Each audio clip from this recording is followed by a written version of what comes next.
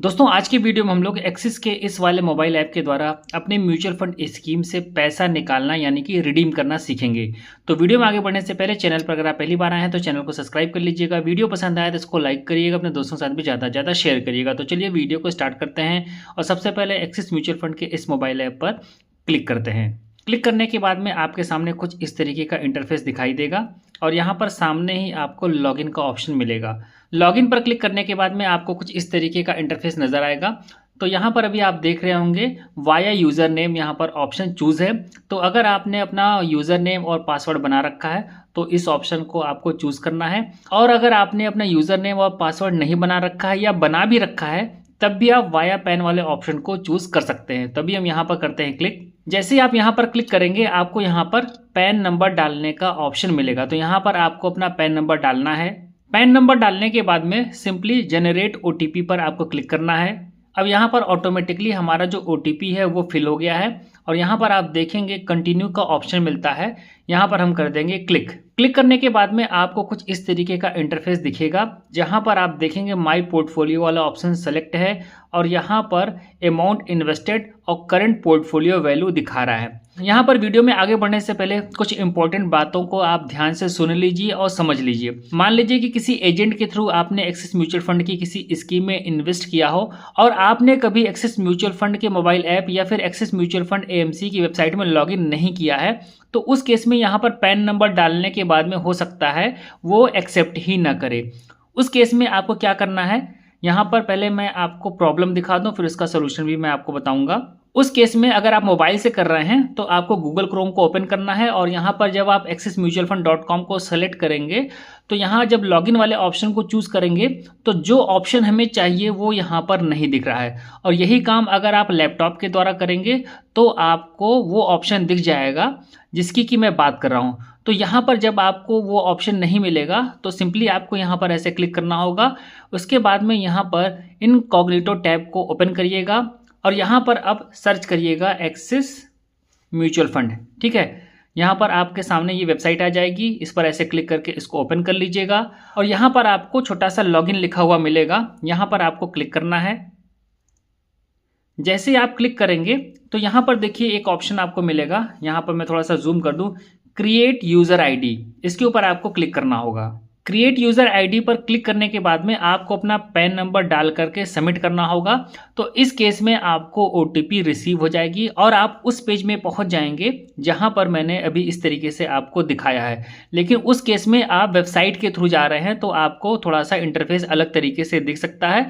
तो जब आप एक बार ओटीपी डालने के बाद में आपका वहां पर लॉगिन हो जाए तो आप वापस से यही काम आप एक्सिस म्यूचुअल फंड के मोबाइल ऐप में भी कर सकते हैं, तब आपको कोई समस्या नहीं आएगी। ठीक है, तो अभी हम वीडियो में आगे बढ़ते हैं और हम यहाँ पर बात कर रहे थे कि हम एक्सिस म्यूचुअल फंड की किसी स्कीम से अपने पैसे को कैसे निकाल सकते हैं यानी कि रिडीम कर सकते हैं। तो अभी यहाँ पर देखेंगे व्यू पोर्टफोलियो जो लिखा है, हम यहाँ पर करेंगे क्लिक। क्लिक करने के बाद में आप यहाँ पर देखेंगे माई पोर्टफोलियो के बगल में ट्रांजैक्ट का ऑप्शन है, तो यहाँ पर हम करेंगे क्लिक। ट्रांजैक्ट पर क्लिक करने के बाद में आपके सामने यहाँ पर ढेर सारे ऑप्शन दिखेंगे जैसे कि परचेज है, एसआईपी है, स्विच है, एसटीपी है, इंस्टा रिडीम है, रिडिम्पशन है, कैंसिल रिडिम्पशन है और एसडब्ल्यूपी है। तो हम यहाँ पर म्यूचुअल फंड से पैसा निकालने वाले हैं तो हम रिडेम्पशन वाले ऑप्शन को चूज़ करेंगे। इसके बाद में यहाँ पर आपकी सारी स्कीम्स शो हो जाएंगी, तो आपको उस स्कीम को सेलेक्ट करना है जिससे कि आप पैसा निकालना चाहते हैं।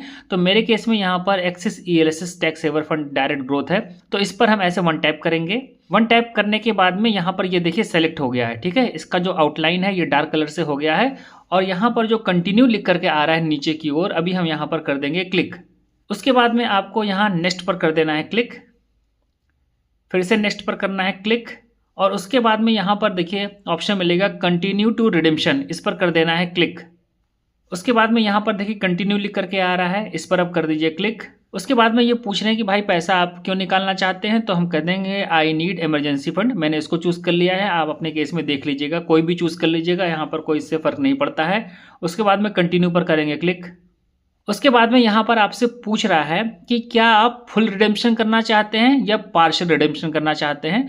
तो हम यहाँ पर फुल रिडेम्पशन नहीं करने वाले हैं, यहाँ पर हम पार्शियल रिडेम्पशन करने वाले हैं। पार्शियल रिडेम्पशन कहने का मतलब है कि जितना आपको अमाउंट की ज़रूरत है उतना आप यहाँ से निकालेंगे, बाकी अमाउंट आपका यहाँ पे पड़ा रहेगा और उस पर जो भी कैपिटल अप्रिसिएशन होगा वो यहाँ पर मिलता रहेगा।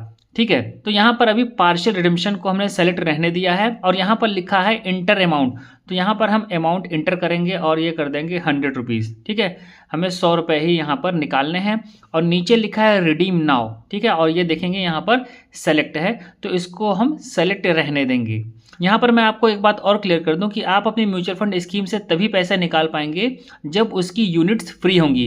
कहने का मतलब यह है कि अगर मान लीजिए कि आपने ELSS कैटेगरी का लिया है तो वहाँ पर 3 साल का लॉकिंग पीरियड होता है हर SIP अमाउंट पर, यानी कि जो जनवरी में आपने इन्वेस्ट किया तो ये अगले 3 सालों के लिए ब्लॉक रहेगी। इसी तरीके से जो आपने फरवरी में इन्वेस्ट किया ये अगले 3 सालों के लिए ब्लॉक रहेगा। तो इस चीज़ को आपको ध्यान में रखना है कि जो भी स्कीम हो उसमें यूनिट्स अगर लॉक होंगी तो आप उसको रिडीम नहीं कर पाएंगे। तो मेरे केस में यहाँ पर यूनिट्स फ्री हैं और ये जिस कैटेगरी से मैं रिडीम कर रहा हूँ ये ELSS कैटेगरी है। ठीक है, तो यहाँ पर अमाउंट 100 रहने दिया है और यहाँ पर जो कंटिन्यू लिखा है हम यहाँ पर करेंगे क्लिक। उसके बाद में यहाँ पर देखिए लिख करके आएगा redemption amount, exit load amount, मेरे केस में यहाँ पर देखिए 0 लिखा हुआ है और उसके बाद में योर रजिस्टर्ड बैंक यहाँ पर लिख करके आ जाएगा। उसकी लास्ट की कुछ डिजिट लिखी होंगी, यानी कि जिस बैंक अकाउंट में आपका पैसा ये क्रेडिट होगा। तो यहाँ पर जो रिडीम नाउ है अभी हम यहाँ पर करेंगे क्लिक। फिर से ऑटोमेटिकली OTP यहाँ पर फिल हो गई है, कंटिन्यू पर सिंपली हम करेंगे क्लिक। इसको हम यहाँ से क्लोज कर देते हैं।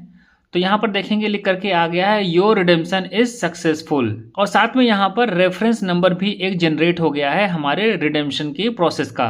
तो इस तरीके से आप भी बहुत ही आसानी से एक्सिस म्यूचुअल फंड के मोबाइल ऐप के द्वारा एक्सिस म्यूचुअल फंड की स्कीम से पैसा रिडीम कर सकते हैं। अब यह अमाउंट आपके बैंक अकाउंट में क्रेडिट होने में 3 दिन का समय लग सकता है। कभी कभी बीच में नॉन वर्किंग डे पड़ जाते हैं, जैसे सैटरडे हो गया, संडे हो गया या फिर कोई हॉलीडे पड़ गया, तो उस केस में थोड़ा सा समय ज़्यादा लग सकता है। तो उम्मीद करता हूँ कि यह वीडियो आपके लिए हेल्पफुल होगा। अगर कोई सवाल हो तो आप कमेंट सेक्शन में पूछ सकते हैं।